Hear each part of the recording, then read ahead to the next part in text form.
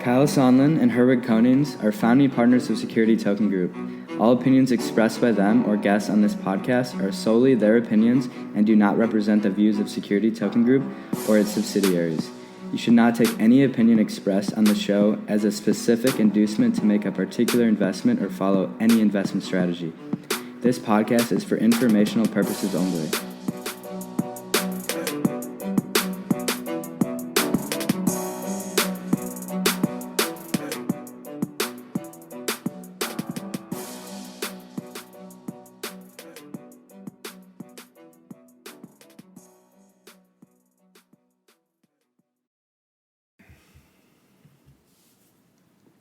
Hello everyone, welcome back to Security Token Show, episode 14.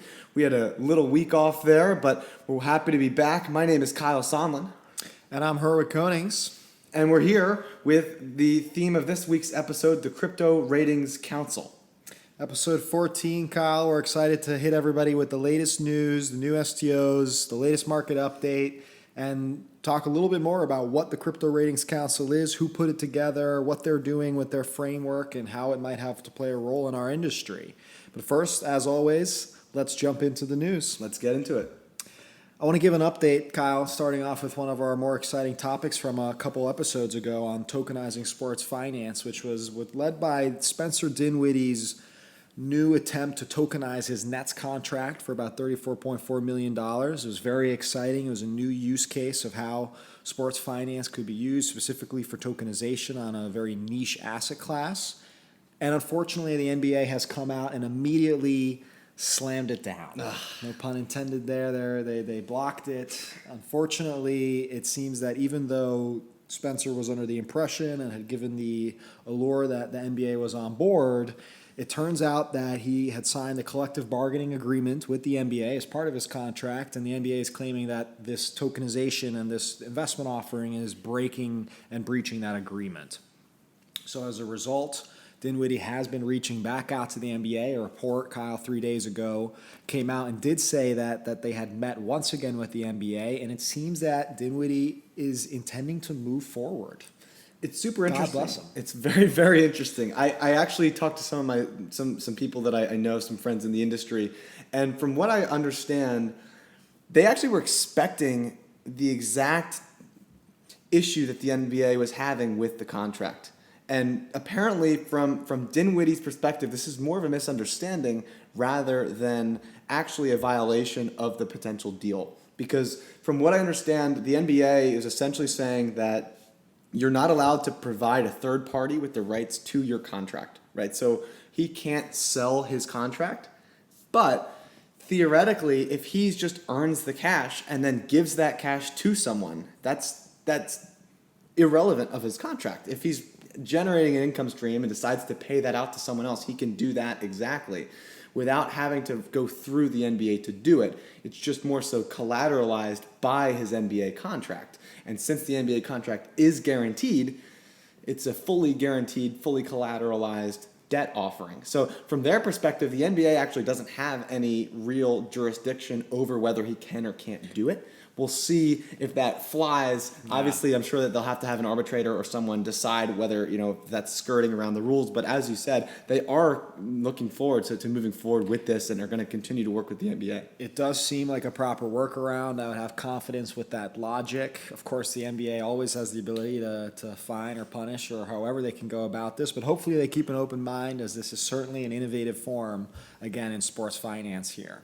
Moving on, we have a very interesting, almost juicy lawsuit coming out here against a very famous company on this show, Overstock.com. Can't stay out of their own way. No way. Well, the company itself, the previous CEO, Dr. Patrick Byrne, and the CFO as well are all three being named in the lawsuit for violating the Securities Act of 1934 by essentially deceiving investors regarding the use of their security token dividend that we have been talking about that came out as a result of if you owned a certain number of common shares on the public market, you would actually receive this tokenized dividend through T0.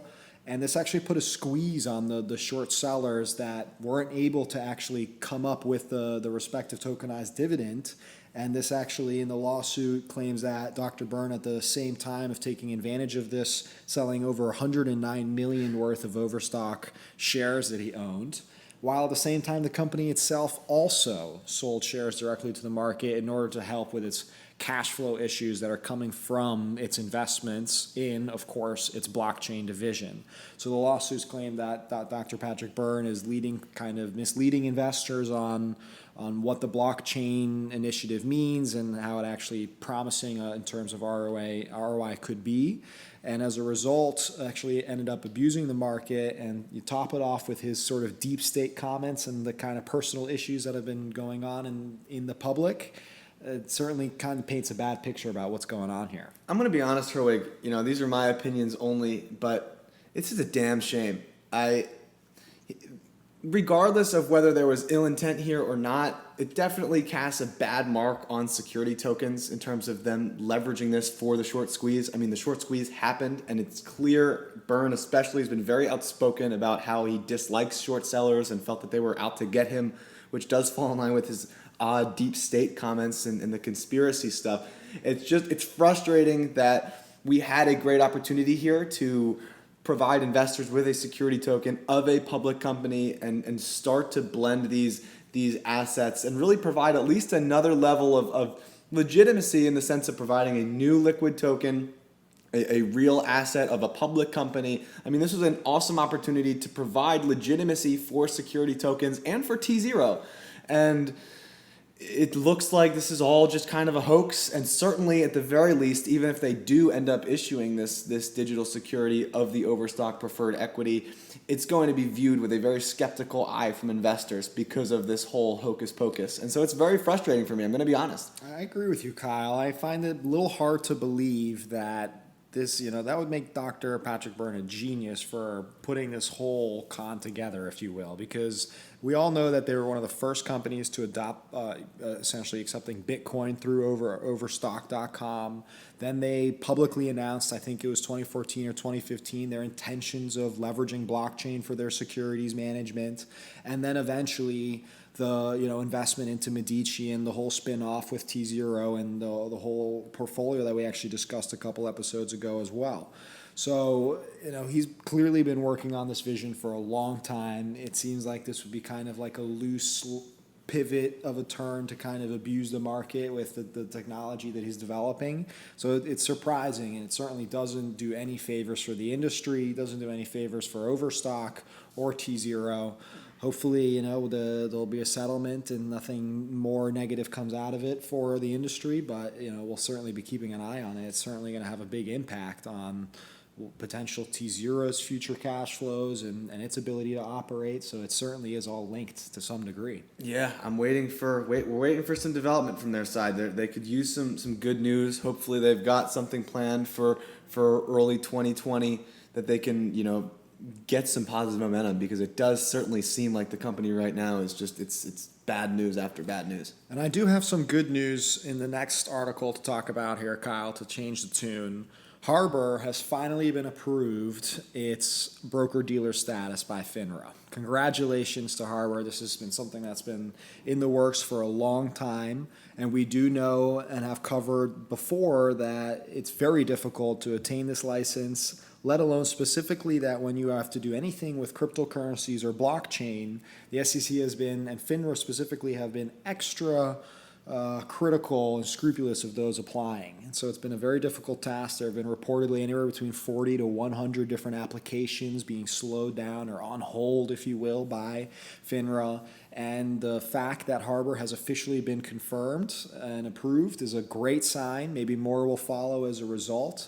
I think this is a major move, not just for the industry, because it is now an issuance platform that is regulated by FINRA and the SEC to also provide fundraising services, but also for Harbor itself, because this is sort of the goal that many in the industry have sought after, and as they also claim to become the one-stop shop of digital securities, and it's true. You do kind of need that ability to go out and fundraise on your behalf if you want to develop a full marketplace of investors leveraging your technology. So it is a very strong advantage. Now, it does come down to how they end up leveraging it. They could be doing it to build out a network of BDs to help create sort of an institutional sales platform. They could be doing it for custody reasons. They could be doing it for exchange reasons. Who knows? It will come down to ultimately how they leverage it in the end. But it certainly is a major accomplishment. And for that reason, Kyle, I'm going to give Harbor my company of the week. Great work from Harbor. You're totally right in all of your points. This is not an easy process, folks. To be approved for the broker-dealer, it can take a ton of time, a ton of diligence, a lot of expense in legal fees. And but as you said, it's a sign of the maturing industry and a great news all around, because the more opportunities that all of our companies in the space have to be able to provide value and add value in a certified or regulated way is only good news for the U.S. markets. And a maturation of the industry too, right, Kyle? If we see a couple weeks ago Securitize make the move to become a transfer agent, you now see Harbor becoming a broker-dealer. You're seeing all these kinds of different approaches to the market, and it's going to be interesting to see which plays a better role and which becomes something that other companies also want to take advantage of. And hopefully this allows us to start to bridge the industry with some of the more traditional finance companies and players in the space. And the reality is that, security tokens are great, but we're going to need to work with the existing legacy financial system in as many ways as we can, because this is, in terms of a huge market, a ton of businesses, a lot of success, and that's where all the money is. So finding ways to legitimize our industry and be able to show that we can provide real services that are in demand in existing markets is crucial. That's why I think they absolutely deserve winning this week here. Moving on, we have the ISTO exchange completing a Series A financing. It's undisclosed on the actual size, but we do know the investor. It's an institution. Supposedly they only needed to talk to one bank to get the money that they were looking for. It's a company called Kiatnakin Phatra Financial Group, or KKP, out of Thailand, and they will be using it to further expand out the marketplace that they're building. It's very exciting. We've covered them a lot. I wish we had a little bit more insight to how much money they were raising. Exchange numbers are all over the board in terms of how much people raise. But nevertheless, we'll definitely be keeping an eye out on it. And we do know that they are very forward-thinking. They're in a regulatory environment that's very positive. They're in an environmental sandbox that will allow them to test and experiment with securities. So hopefully we'll see some action out of that when they launch. And they're based out of Singapore, correct? I believe so. Yes, I think they are. They are out of Singapore from what I recall. So another great entry into the Asian market, which is fantastic. Certainly we cover mostly on this podcast the U.S. and European markets. So to see that Asia is also very conscious of security tokens and their benefit and are providing capital for these businesses to grow and develop is a great step in that direction. Indeed. Moving on with some SEC news here, Siacoin, or the company Nebulous, which launched Siacoin, has entered into a settlement agreement with the SEC regarding their 2014 and 2015 crowdfunding offerings, which were violations of the Securities Act. They unfortunately did have to fess up over $200,000 in fines, but there is some light at the end of the tunnel. And, this is a cool company. They were one of the very first, around the cryptocurrencies and utility tokens to launch, specifically focused on decentralized cloud storage, and actually were one of my very first utility token purchases outside of Bitcoin and Ethereum. So I was a big fan of the company. Furthermore, we even interacted with them. We almost tried to acquire some of their technology last year. And so I had a chance to meet the team, really smart people working on really great technology. And as a result of their settlement with the SEC, they're actually greenlighting their Siacoin, their decentralized utility token. So in the world of fear around whether or not your cryptocurrency or utility token is potentially a security token, it's nice for this company to know, and probably great for the infrastructure itself, that there is no fear of future action by the SEC. So I think that's really great as a result, and I'm sure they're going to continue to use the momentum to grow and develop an awesome platform. It is kind of unfortunate though, right? Because they were fined more than what they even were able to raise or were aiming to raise. Yeah, it's hard to figure out how the SEC is, awarding their judgments, if you will. You have EOS raising billions of dollars, getting fined only $24 million, and you have poor old Saya here having to pay twice the amount that they even raised. So very, very fascinating. Would love to know more how the SEC is doing this, but of course, we all do.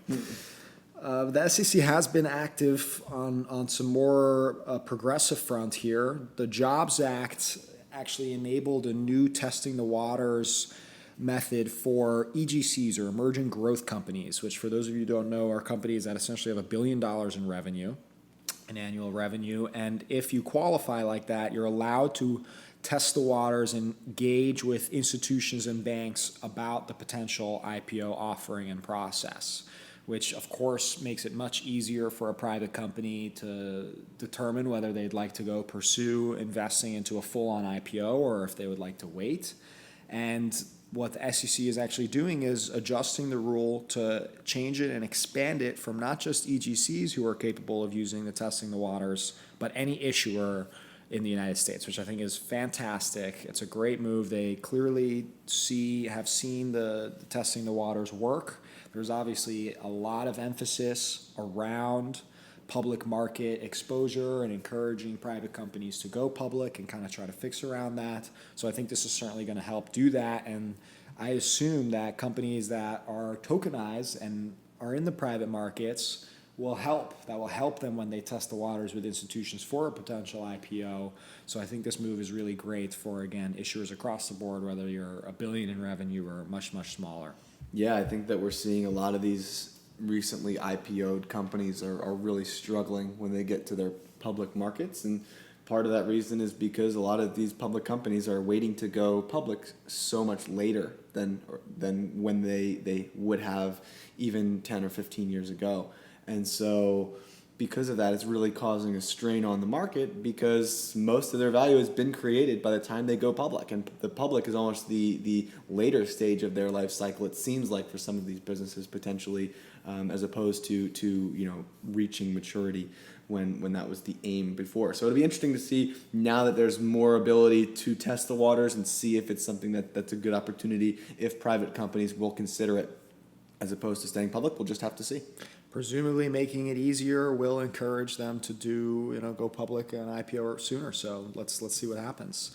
And SEC has caught a lot of pressure recently around public markets and also around cryptocurrency. Recently from a hearing with the U.S. House Committee, where some recent questions around specifically Libra and how the SEC is responding to that, but also how securities and crypto in general are being treated. And there was not a lot of actual feedback from the SEC other than that they're engaging with Libra privately, that they're, of course, very focused on the crypto market and trying to define it with the short sum up of it being sort of the classic response of we're working on it and we're aware of it. And there is also pressure around, how public market forces were being affected as a result of all this as well. So the SEC is very conscious of it all, but still continues to be very silent on actually any kind of defining matters about how they're treating cryptocurrencies or anything like that, or even regarding security tokens mentioned in this whatsoever. It seems like they're not the only skeptics either. I read that PayPal has dropped out of the Libra Association as being one of the backers, and that there are some questions around some of the other financial service providers that are also, getting a little bit antsy, as the regulators here in the U.S. certainly aren't incredibly receptive to the idea, and it does seem like even Facebook is preparing that maybe they may need to delay the launch of Libra moving forward. So it's going to be very interesting to see how this all plays out. I don't think that this is anything that they'll be able to stop, whether it's Facebook or someone else. I imagine that these services and the Libra kind of idea will be launched by other tech companies, but it does seem like it's the momentum is cooling a little bit for now. I read it as politics is specifically the Senate and Congress are reacting to the Libra announcement.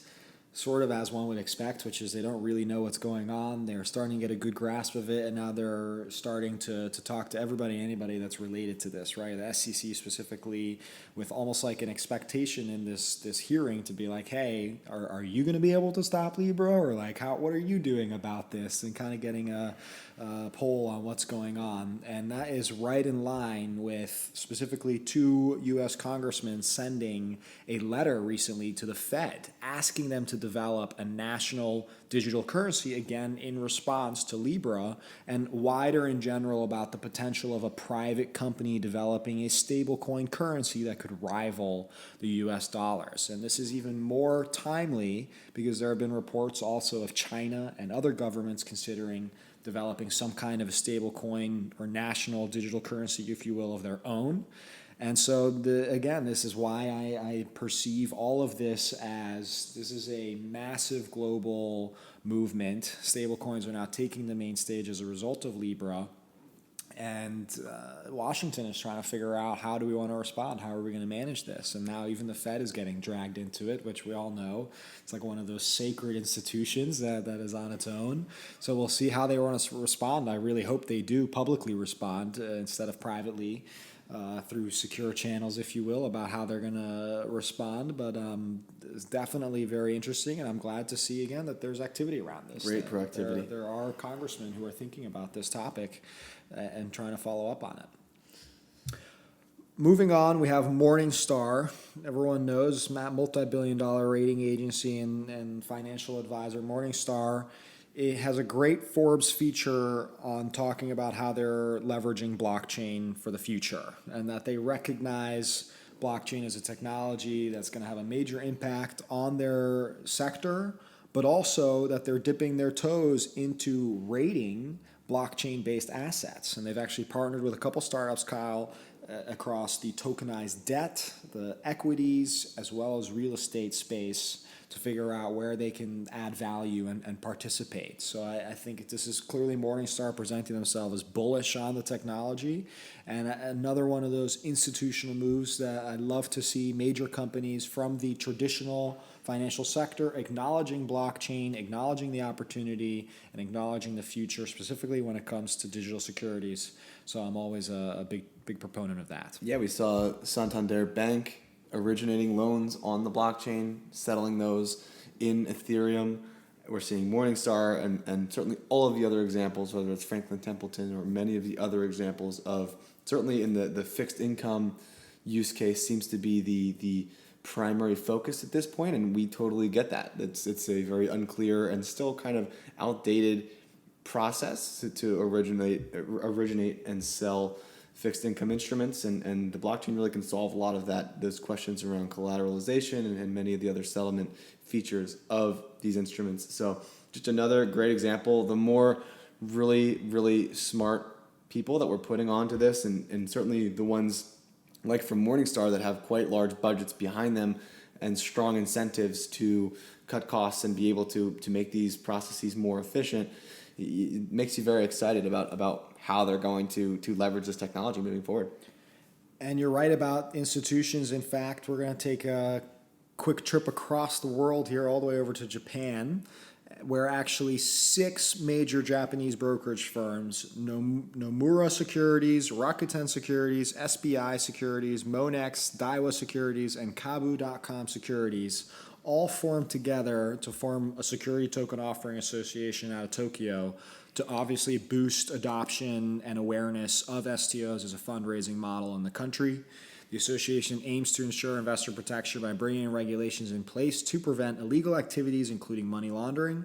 It is also planning to get a certification as an authorized financial instruments firm, and based on the country's Financial Instruments and Exchange Act, in order to fully leverage its capabilities as a self-regulatory organization. So for those of you who are not familiar with an SRO, FINRA itself here in the SEC is also an SRO that designed itself to help facilitate and manage and administrate capital markets here in the U.S. When it comes to Japan, it seems like potentially these firms are trying to position themselves as the new bridge and infrastructure and guidance for all of these Tokyo-based brokerage firms. And it's exciting to see because this is a very institutional move. This is a sign that they truly believe the future is digital securities. And it seems like Japan already having some pre-existing laws around security tokens and making it one of the more progressive countries around the world on security tokens. It seems like we're going to start seeing a lot of activity out of Japan very, very soon. Yeah, it's all great news. Very exciting for Asia.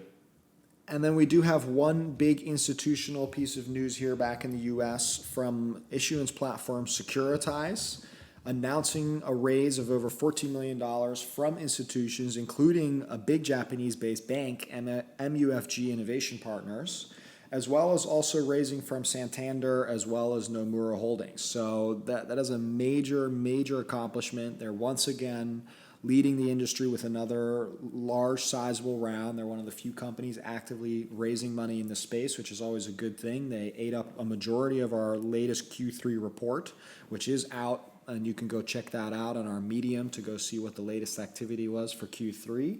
But ultimately, this brings Securitize's total funding to over $30 million. And again, it has made them officially institutionalized and validated by major financial players. So it's exciting to see, and we're always watching and cheering on Securitize. Yeah, this is fantastic news. We certainly saw a ton of initial hype, certainly in the fundraising sector for security tokens, kind of the bottom tail of the crypto boom back in 2017, 2018, where a lot of early infrastructure companies were able to raise a lot of money on the hype of security tokens. Over the last maybe year or so, certainly it's been a little bit more difficult as the industry is still looking to develop and grow. And so to see Securitize have really no issues in raising another $14 million is really fantastic. It's going to kind of inject them with a new jolt of capital so that they can continue to move at fast speeds and help thrust the industry moving forward. And hopefully that this will allow them to continue to work with really top tier clients so we can start to really build high quality assets that will be traded as security tokens and really attract more participation around the world. So congratulations to Securitize. This is no easy feat. 14 million is no joke, and certainly the investors that they were able to get on board, including the major banks and financial services players, is a great step in that direction. We're seeing the market continue to mature and grow more institutional, and that's really, really fantastic news.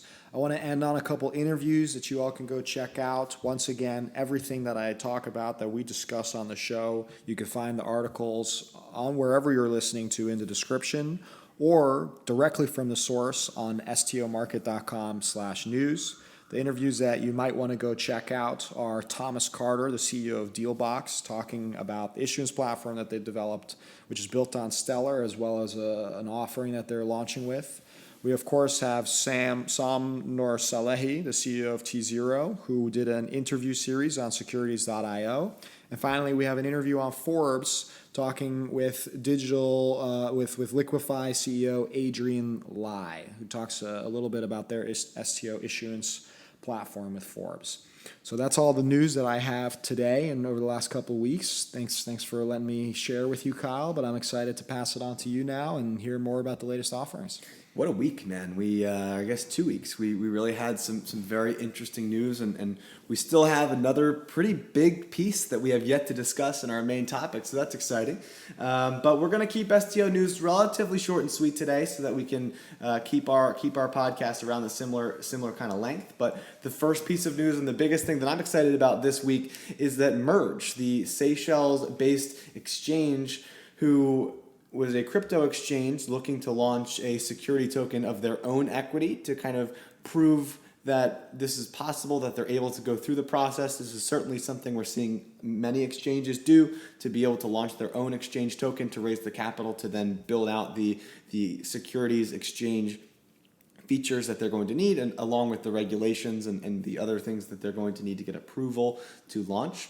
And so Merge announced that they were going to do a, quote, digital IPO, as they're calling it. And so they actually launched their security token offering last week. And within their first week, were able to actually clear their soft cap. So they raised $500,000 in the first week.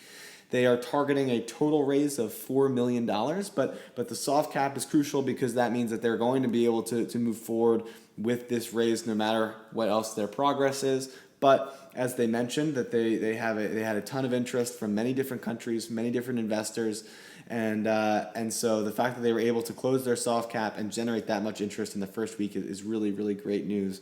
And I'm excited for them. They've been very supportive of us and what we're working on, and so we're happy that merge has been successful. So if you're interested, definitely go check it out. There, as I said, the raise total is going to be around $4 million. It closes on November 8th. So this podcast will go live October 8th. So in 1 month exactly from the date of this podcast, they will be fundraising for their live exchange, which has been live since 2013, and now they're looking to upgrade to the security token side. And so because of the fact that they've been very successful, they've been very transparent and very focused on building the industry from their small island, and I'm very excited to say that they are my company of the week. They've done a fantastic job, and I hope them all the best moving forward. Congratulations to Merge. It's huge to hit the soft cap, another successful STO. In this case, one of the first digital IPOs in history, and now obviously a success, and I hope that they subscribe the full $4 million in the next month. So we'll definitely keep you updated on the progress there, and definitely go check it out. Moving forward, we also have an update on a Reg A Plus offering that we had mentioned a few episodes ago now. If you remember, Reg A Plus token offerings had never been approved by the SEC. It was something that Herwig, you and I had been critical of before, as we had seen many companies kind of waiting in the wings. And the SEC kind of rapidly approved 2 Reg A Plus offerings, which we were initially incredibly excited about, and then we realized that they are not quite security tokens. They are more so utility tokens or cryptos that are raising compliantly. But I figured that it would be important to give an update since we did talk about them and them being approved. Blockstack, which was the first offering to be approved as a token offering through a Reg A Plus deal, which again, Reg A Plus means that any investor, all retail investors can participate in the offering. You do not need to be accredited. And so Blockstack was a utility token or a crypto that was approved. They were the first one, and they actually closed their fundraising round. So they raised $23 million through a compliant ICO, if you will. And so when I was searching through the Edgar system of the SEC, which is their database for filings, you can see that Blockstack was able to raise about $15 million through their Reg A Plus sale in the US, while also being able to raise about $7.5 million from a Reg S offering in Asia. And so Reg S is obviously the one that allows you to accept international investors. So they were able to raise about 15.5 here in the US and 7.5 in Asia. And so I think this is one of those things where it's interesting to see that there still is demand for utility tokens, for ICOs. People are still looking to get involved here. But the one big question mark still with Blockstack is going to be that there's no information about where these tokens will find liquidity. With Reg A Plus, there's no token holding period for the investors. So I believe, or at least again, this is not legal advice, but I believe that there is not a lockout period, so that once investors receive their issued tokens, they are freely able to exchange them. But because this is a compliant ICO, there are a lot of question marks around whether they will be able to list it on a crypto exchange or a security token exchange or potentially something new altogether. We're not sure. So we'll have to see how that process will work moving forward. And again, that will be an interesting update, because if security token exchanges then have to list compliant ICOs, it does kind of blur those lines a little bit. And it is important, as always, to highlight the fact that when we talk about security tokens, we're talking about underlying asset-backed tokens. So we're talking about something with a real asset behind it, whether that means equity, whether that's future rights to dividends, whether that's investor protection such as governance or other things like that. You do need to have some kind of underlying asset there for it to really be considered a security token. So while Blockstack is a compliant ICO, it is not a security token. So we'll have to see what happens there. Herwig, what are your thoughts? Yeah, I think it's great for obviously the company and for the crypto industry specifically to show a successful ICO using the existing regulations, specifically Reg A Plus, to get retail adoption. I have the very same questions. Presumably, yeah, it will find liquidity right away. It does question myself whether it will be on a Coinbase like the crypto exchange, or if it has going to have to be on a security token exchange like T0. I don't know. Or can it just be done peer to peer without any kind of regulation whatsoever? And what happens when they do additional sales of the token after the fact? So lots of questions come up. This is not a crypto show, so we're definitely not going to spend too much time thinking about it. But I think it's a good sign overall that the company did successfully raise the money and that they are going to be continuing to move forward. Totally agree. And finally, we have one more security token offering. This should sound pretty familiar because it is an Estonian crypto exchange launching a security token. So a similar kind of model to what we've seen from Merge is coming from Estonia. This exchange being RockX. And so RockX put out their announcement on Medium that their STO is going live. But unfortunately, I wasn't able to find very much information regarding specific details of the offering. They don't detail much about the underlying asset, whether it's a equity token, whether it's a revenue or profit sharing token. All that I was able to find in their documents thus far is that the target return is up to 15% plus 5% fixed interest. So I'm not exactly sure what that means or how that will be determined in terms of what that target return is based off of, but that's kind of what they're aiming for, I guess, is that 20% return, I'm guessing yearly. I was also able to find there was a €100 minimum investment with no target raise amount specified. They do have specific periods for their soft and hard caps, so I imagine that there is some kind of investor memorandum or something that I just wasn't able to access, but there certainly seems to be some interest there. €100 minimum is good. But again, euros there, so it brings into question whether U.S. investors will be able to participate, or this is going to be something that only Europeans will be able to invest in. There was one piece of concern, certainly for U.S. investors, in that there are referral fee programs for incentivizing additional investor onboarding. We saw this in the crypto space sometimes, and so essentially the way that this works is that they want to provide you with a code, and if you provide your friend with a code and they invest into this security token offering, you get some commission for bringing them into the deal. Certainly this doesn't seem like it's legal here in the US unless you have a broker-dealer's license. Again, I'm not a lawyer, but they may have that, they may not, but certainly if they do not, this does put their legality here in the U.S. into question. So we'll have to see how these details shake out moving forward. So definitely do your own research, make sure that you're eligible to be able to invest in this compliantly. But if you're interested in supporting another exchange, definitely check them out. We can't have enough exchanges that are providing liquidity services for security tokens. It's a big thing here, and certainly is one of the main factors for why investors might be hesitant to invest in a security token, is that the infrastructure for exchange just might not be there. So the more that we can help push these exchanges forward and help provide them with a platform to be able to accept more assets is really going to be valuable moving forward. I believe this exchange puts the total list of shy of about 50 total exchanges around the world. I think it's massive. It's a huge amount of exchanges that are out there, and I'm excited to see them hopefully raise money successfully, just like Merge, and like you said, help build out the infrastructure. Yeah, definitely check out our article on the list of exchanges if you're interested. We break it down by jurisdiction, so continent and country. So if you're interested in seeing what exchanges are planning or are going live in your specific place of residence or in any place of residence, certainly go check out that article on the Security Token Group Medium publication. So you can certainly go check that out if you're interested. And so now we go into a market update. Unfortunately, the market has been a bit slow. As we've discussed over the last maybe 8 or 9 episodes, T0 is really the security token that dominates the market cap.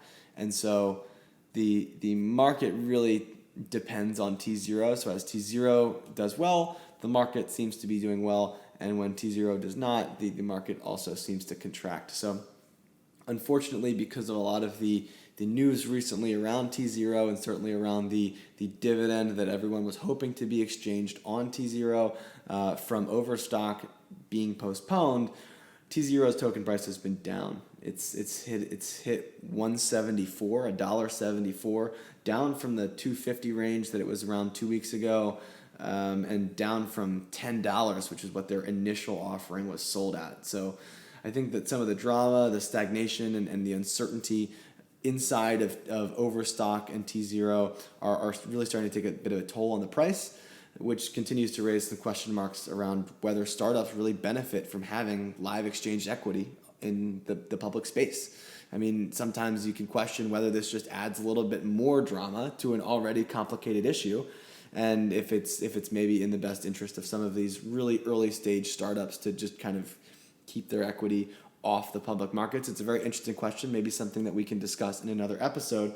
But T0, they're still working out some of their problems. As we mentioned, the T0 token price really depends on which assets they're able to list on their exchange. And so if they're unable to list additional assets, the value of the exchange equity is expected to see a drop. So this is not anything that I think is very surprising for anyone, but at the same time, you can't be very happy with a 10% haircut in just a matter of a week. So wrapping it up, we've got the total security token market cap is sitting around 115 million.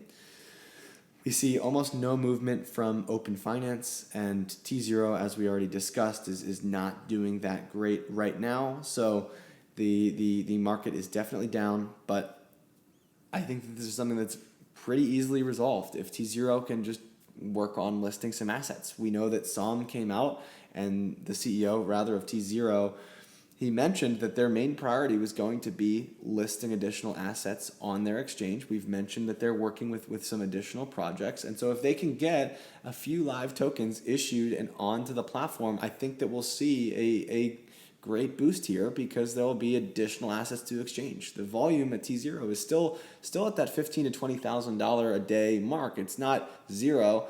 And so if they can get additional assets onto the exchange and really show that they're able to do that and are able to scale, I think that we'll be able to see that price come up. We're just really waiting on them to actually do that, 6, 8, 10 months later.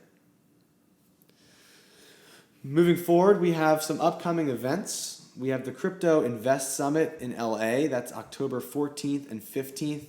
Herwig and I are both moderating panels. We are moderating separate panels on the security token track at the Crypto Invest Summit. So if you're interested in meeting us or getting out there, definitely reach out. We have 10 free tickets actually to the Crypto Invest Summit. So if you're interested, the first 10 people that sign up using the ST10 discount code actually will get a free ticket to the event. So if you're interested in coming out and meeting a bunch of big names in the industry, participating in the discussions and maybe sitting down for our panels, definitely use that discount code ST10 and you can get a free ticket. So that's fantastic. And we also have the World Blockchain STO Summit. We've mentioned this multiple times here on the podcast in Dubai on October 21st. Herwig and I will not be there, unfortunately, but if you're in that region and you'd like to go check it out, Dubai certainly has been very interested, and the UAE in general has been interested in participating in the security token space and staying up to date on a lot of these recent technological innovations. So if you're interested in participating, I've been to a blockchain event in Dubai before. It's a fantastic experience. Definitely go check that out if you can. All right. Well, then I think it's time to move into our main topic of this episode around Crypto Ratings Council. For those of you who don't know, the Crypto Ratings Council is an organization put together by actually a host of different major players in the crypto space. Many names I'm sure you'll find familiar: Coinbase, Kraken, Bitrex, Poloniex, which is owned by Circle. There's also digital currencies groups Genesis and Grayscale. Also the Blockchain Association, as well as Cumberland Mining. All major companies who have formed together, a lot of them mostly led by the initiatives of the chief legal counsels of the various organizations, to essentially develop a framework and rating system that they can share amongst each other that evaluates the potential of a cryptocurrency to be labeled as a security based on the triggers of the Howey test. So to give our listeners here a little bit of a framework, The Howey test is really sort of four different parts that the SEC will use to determine whether or not they find that whatever it is that you're issuing is a security or not. In this case, it's the first pillar here is whether there's an investment of money. Essentially, the CRC is treating this as did they raise money before or after they did a utility token sale. Obviously, if you raise money before you do a token sale, you are essentially investing in something. So if you are able to have a utility token developed before you raise capital, that certainly increases your chances of not being labeled as a security. The next pillar is whether there is a common enterprise. Essentially, is there a company behind it that is trying to make money off of it, in which case there likely is going to be a trigger for it being a security, or does it have the framework of Bitcoin where the development is decentralized or there's a decentralized system behind it or a nonprofit organization that is managing this in the efforts to helping develop an infrastructure, an ecosystem, not necessarily for the benefit or gain in value of the interest. The third pillar is the expectation of profits. This is an easy one. In this case, the CRC is looking for marketing language that's similar to a securities offering, marketing language that talks about how you might gain a potential ROI or a sense of profits from making and participating in the investment. So anything that essentially would look like triggering it like an investment opportunity as opposed to participating in a project or utility token or a cryptocurrency. And then finally, of that expectation of profits, there's a focus on whether it's solely from the efforts of others or not. In this case, what the CRC is looking for in the token is what's the functionality, what's the usage, is it decentralized, does the utility actually have real true value? If you can burn it, you can actually manipulate the market, and so therefore there's more controls by this common enterprise, so it looks less like a utility token and a lot more like a cryptocurrency. But essentially, these four pillars are what the Howey test sort of sums up as what something could be as a security. And again, the Crypto Ratings Council has come together to essentially award a rating scale that they have come up with according to this framework that they can use to determine whether or not they want to list certain assets. Kyle, I know that we had some community members chime in and share some information about this topic because it is a very interesting one. So I'd love to pass it off to you and hear your thoughts, and maybe you can share what everyone else is thinking. Yeah, so first let's just give a quick little rundown of what the CRC's product that they've put out is. And essentially what they did was they created a list of 20 tokens and gave a rating from 1 to 5 over whether they were more or less likely to be a security, 5 being the most likely to be a security and 1 being the least likely to be a security. So they gave each one of these tokens a rating from 1 to 5 and then gave between 3 and 4, or I guess 2 to 4 bullet points detailing their logic that were very sparse. So it was just a quick little bullet with one line of saying it did this or it did that, and then no real additional information for any of these offerings. So it's a very short, simple kind of MVP style product is what they've put out so far, which has left some of our community members scratching their heads a little bit. And here's why. So as we had here, the full list of tokens that they were considering was actually never disclosed. They didn't give a list of all of the tokens. They did 20, and we certainly know that there are many more cryptos than 20, and certainly even listed on many of these exchanges. There are many tokens that were not included on this list, which seems odd that if you're a partner in this Crypto Ratings Council and many of the assets on your exchange were not listed here, that seems odd to me, and certainly many of our community members feel the same way. And additionally, it kind of makes people believe that the tokens at the top of the list are securities, when in reality anything less than 5 should indicate that it's not a security. And this brings up another question that some of our community members have had over whether, what's the difference between rating something a 4 out of 5 or a 2.5 out of 5, or or a 3 or a 1. Wait, 1 maybe means totally not a security, but none of these assets in the 20 have actually been deemed not a security by the SEC. I don't believe. So unless they do have Bitcoin on here, so I guess Bitcoin is not a security, which was recently announced by the SEC. But it's just odd that they would be taking this stance, and many of our community members feel that way. Arbitrary is the word that comes to mind. It seems like there isn't a very strong reference point to what the criteria means and what it, first of all, not announcing the fives makes it incredibly difficult to figure out what's a security or not. The fact that each one of the cryptocurrencies has an individual sort of description line to it also makes it very difficult to figure out, okay, well, if they had decentralized developers, but they had marketing language and a sale before they had a utility token, what does that score ultimately mean up? It doesn't, there's no weighting to each and individual one of the points of the 4 pillars that I mentioned. So it is definitely very confusing to say the least. Right. It's odd because you'd think that if any of the 4 pillars are violated, that is kind of you're out. If you violate any of the how we test rules, then that's certainly not a good thing to argue that you're not a security. So having 3 positives and 1 negative might still be a total strikeout in the SEC's eyes. We're not sure. And Herwig actually jumped the gun a little bit in the sense of we have an article here that was submitted from Brian Brooks, who's the CLO of Coinbase, who said that they will not disclose which assets are given a 5. So they have publicly announced that they're not going to be saying which assets are securities. And so if this council is meant to be together so that everyone has a common definition of what they can and can't list and how they're going to protect each other and set guidelines, you'd think that having the ones that are the securities definitely would be the main ones that they would want to send to all of their community members as the main guideline of like, hey guys, stay away from these ones because they really don't look very good.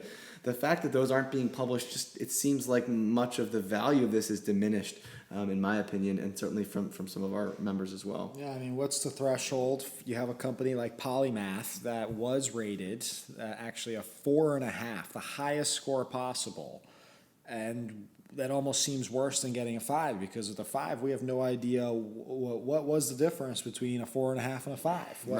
What is the one thing that Polymath has that hasn't made it into the threshold of a 5? The same for Maker, which they basically said basically seems a lot like a security, but it didn't quite meet the 5 threshold. So why did these two kind of get singled out compared to the list that wasn't released?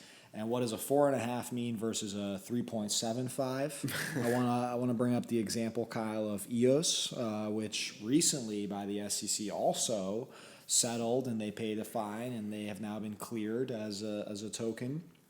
But here, according to the CRC, they're rated at 3.75. So one might presume that's pretty close, more close to the security side. So again, it's hard to read into this. It's definitely very confusing. It seems like a very strange move. I'm not really sure what they're trying to accomplish with this other than potentially legal benefits for CYA when they do run into issues with the SEC for listing specific assets. They at least potentially could say, hey, we've developed a system to try and figure out how to go about listing tokens, and we've looked into making sure that they aren't necessarily securities, but they can at least say that they tried because the SEC hasn't themselves put out any kind of guidance per se to follow. So that has to be at least what I assume is the reason that they launched this. But again, the suspicious 20, the lack of reference and framework to this whole thing certainly doesn't make it very professional, doesn't make it very institutional, it doesn't make it even almost fair in a sense because we don't know what judgment really was used to come up with these scores and what these scores even mean. It seemed like they were almost caught between two minds where they could have kept this list private and maybe just shared it between each other and said, hey, look, these are the ones that we really want to be suspicious of in terms of what we're listing and what we're promoting because it may cause liability in the future. And then part of them wanted to be public about this and be leaders in the regulatory space. But it seems like they must have gotten shot down legally or something like that because the really lame bullet points that have almost no detail and don't go into any description of what they might mean in context. It just seems very odd. It doesn't seem like this is going to be useful for anyone. It seems like almost just an image play that they're just, hey, look, we're trying to do this, and I don't yet see the value. That being said, we'll have to see what happens. I'm hopeful that maybe this is kind of an MVP style thing, and they're looking to roll this out slowly. But again, you'd think that large institutions like a Coinbase, wouldn't put out a half-baked product. But on top of that, I think the EOS example is a good one because EOS's rating still hasn't been changed. I mean, there certainly is a big bullet point that they could add now, settled with the SEC, that you'd expect would change that rating. That was a week ago. So we haven't seen the rating change. We haven't seen any information change. So how frequently is this going to be updated? How frequently are they going to be on top of that? We're just not sure yet. I think the legal component is something that you're very right about, in the sense that if they release the fives, are they opening themselves up to liability from these companies suing them for exposing them as securities, if you will? Or is it that they're not trying to do the SEC's job per se?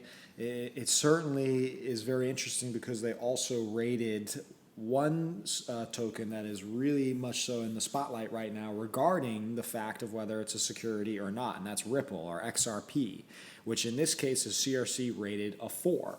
Again, 4 being very, very high in this scale.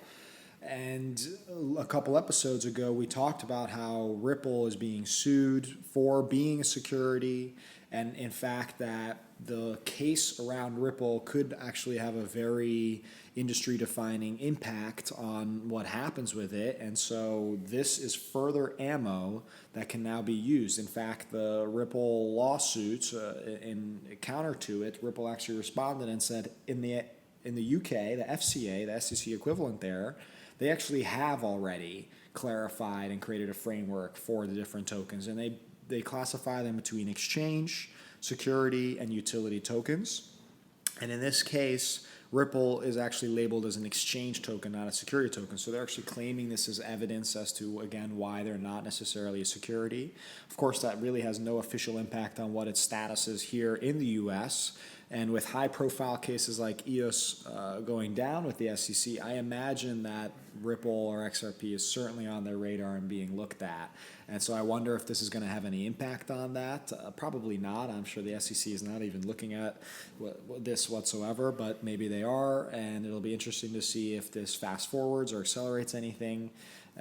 Very, very interesting to say the least. So unfortunately, we're running out of time, but there is a great opportunity maybe for another episode to discuss what might happen if some of these tokens are deemed securities, and if they pay the proper fines, or if they do what one might consider a rescission or reissue their tokens as securities, how that might affect our market and our security token industry, and if these tokens become security tokens, how that might be applied into our industry and what that might look like, because something tells me that some of these may be deemed securities, and the proper process will need to take place. So it's something very interesting to think about. I think it's a great idea, Kyle. We'll definitely keep it on the list. And with that, I guess we'll say thank you for listening once again to another week, and hopefully we'll catch you next week. Thanks for listening. Talk soon.